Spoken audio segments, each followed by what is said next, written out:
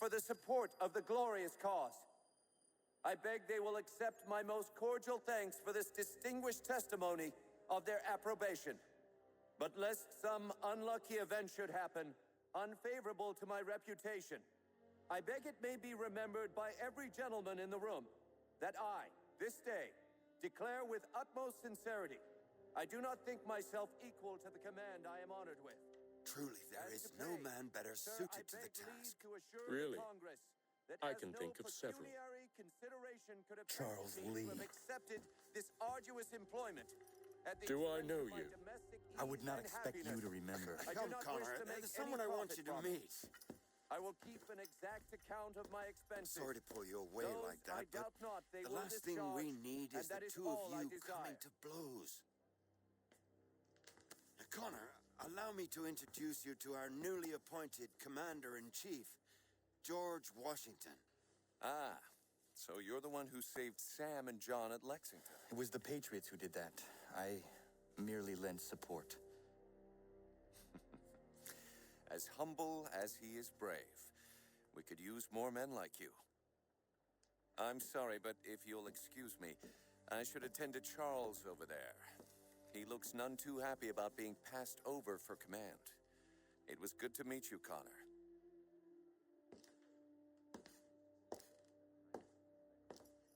Tell me you have news of Pitcairn. I'm told he's taken shelter in Boston, where he's guarded by 1,000 Redcoats. The only way you're gonna get at him is if we draw him out. Lucky for you, we're launching an offensive against the city in order to do just that. Israel Putnam has been given command of our forces. Present this to him and he'll provide whatever aid you require. You'll find him at the encampment on Bunker Hill. You have my thanks. No need. It's the least I could do. Pitcairn's a dangerous man. The sooner we're rid of him, the better. I would say the same of Charles Lee. Now that's an altogether different beast. Let us leave it for another day. Best you head to Boston, Connor.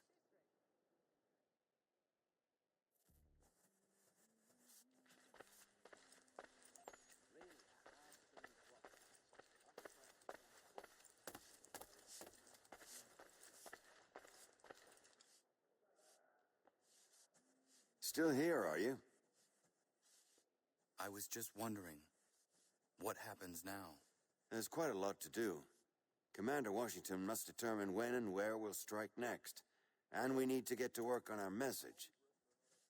Message? We must contact the broadsheets at once. Ensure it's clear to everyone that it was the Loyalists who fired first in Lexington. But no one knows who fired first. Which is exactly why we must spread the news quickly. We'll determine public opinion. This seems dishonest. Perhaps, but so what? People must believe we acted in self-defense, else we've committed treason. But you have. Better to bow and scrape before a tyrant, then? Is that what you suggest? No, of course not. No one should be denied freedom. And yet, to change the truth, it seems a dangerous road to travel. Understand, Connor.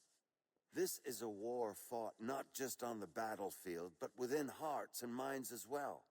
There's nothing wrong with a bit of theater, especially if it saves lives.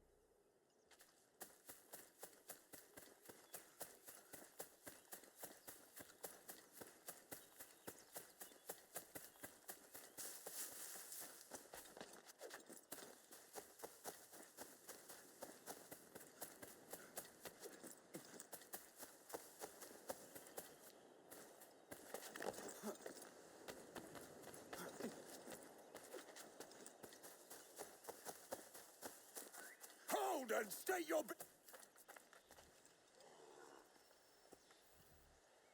I'm looking for Israel Putnam. On whose orders? Samuel Adams.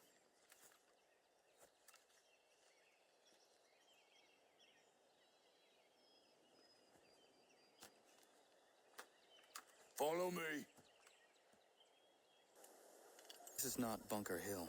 Aye, it's Breach. There's been some disagreement as to where we should encamp. Any news from Boston? The Tories aren't moving, and any time we try to press them, we lose a dozen men. I think Putnam and the others plan to assemble artillery on these hills. A good shelling might make the Redcoats rethink their strategy. And what of John Pitcairn? That bastard's the cagiest of the bunch. He's appeared time to taunt us or send regards by way of cannon fire. It's all right, though. He'll have what's coming to him soon enough.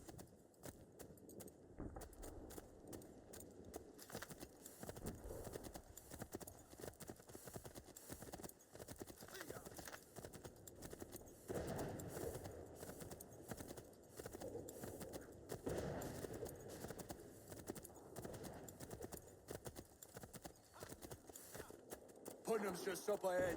You can't miss. I don't care much for your excuses, gentlemen. We should be building on Bunker Hill. Breeze is closer to the city, but it is also closer to their artillery. Our orders came from men so divorced from the situation, we are compelled...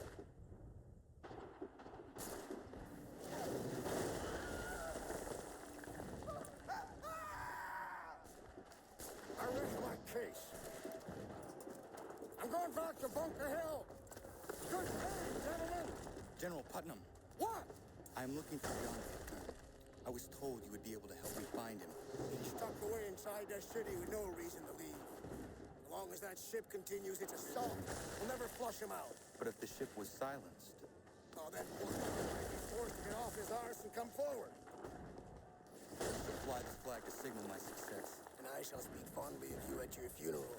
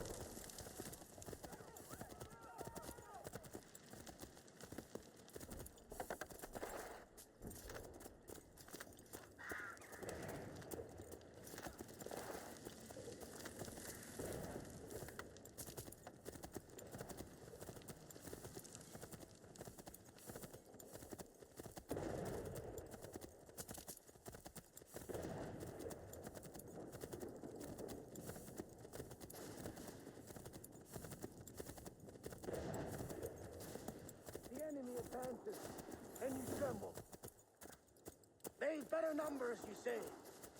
Better weapons, better training. But I do not fear. And neither should you. For what they have in material, they lack in conviction and care. But not us. We have discipline. We have order. And most importantly, we have passion. We believe. So maintain vigilance. Conserve your ammo. Ensure a proper line of sight. And above all else, men, do not fire until you see the whites of their eyes.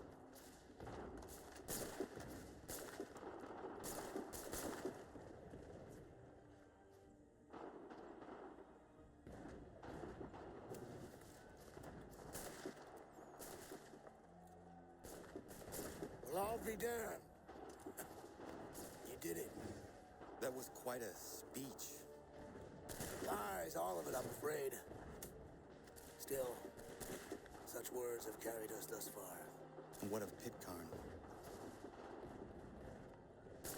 He's left Boston, as I said he would, and set up camp on Molten Hill.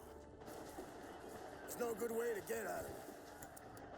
Not with that maelstrom brewing down below. I suppose you could circle around a bit, and wait for us to thin their ranks.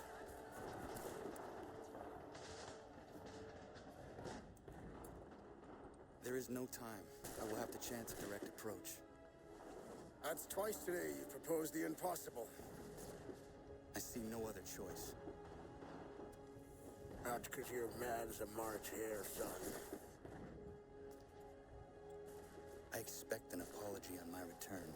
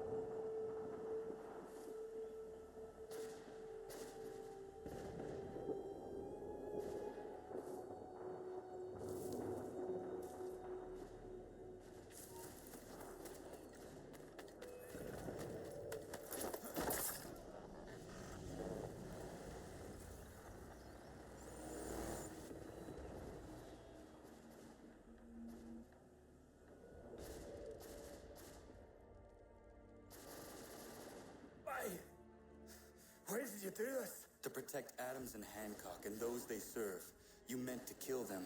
Kill them? Are you mad? I wanted only to parley. There was so much to discuss, to explain. You put an end to that now. If you speak true, then I will carry your last words to them.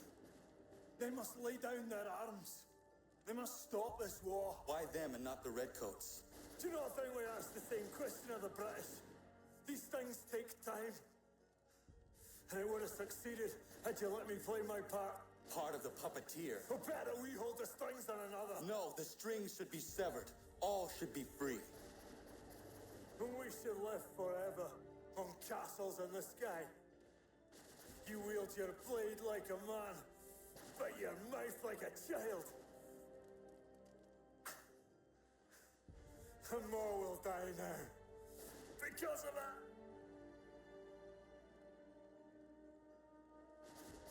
Sahoin jänerinen on teenam da setakwe.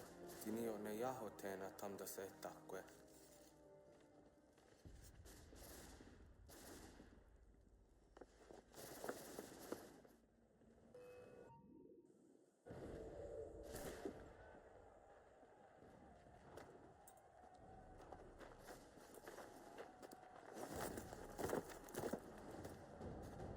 How dare you sneak up on me like that? Why don't you just go out there and just help this camp retreat? Don't ever do that again, you hear me? God damn it! General Putnam. You live. The same cannot be said for Pitcairn. Well done, I suppose. But it matters little now. I'm ordering a full retreat. We have lost too many in exchange for too little. If the Tories want this hill so badly, let them have it. Boston is the true prize. We have a bigger problem. What do you mean?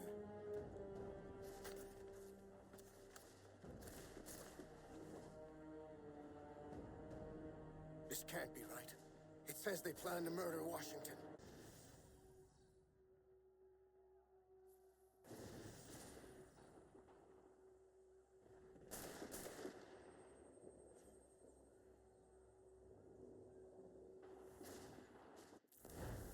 My enemy is tenacious. When money failed them, they took to force. But I have slain Johnson and Pitcairn both, ending their plots. George Washington now rallies the colonists, and their march towards freedom begins in earnest. Little wonder, then, that the Templars now want him dead.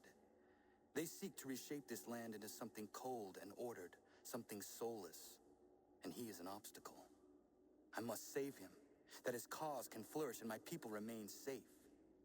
But the more I prod, the greater the chance I am discovered. The Templars believe their men lost the revolution.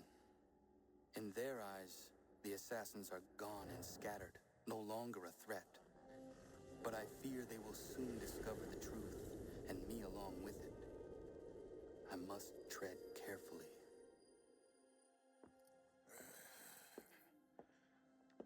How fares the hunt, Connor? There is progress, but I worry it is not enough. You must strike where you need it most. What if you pursued Charles Lee and your father? What then of Paul Revere and the soldiers at Lexington? Soldiers? There were no soldiers in those towns, only men and women who were forced to defend themselves. Is this not why you fight? To protect your people? Your struggle is the colonist struggle. In helping one, you help the other. Encouraging words from one who thought mine a fool's errand. Make no mistake, I still do. But I can't help but feel some pride in your success. And why should I give you any credit? Then don't. But first, return the robe and the blade and the darts and all of the years of training and knowledge I have bestowed upon you. Return these, and then your words may have some merit.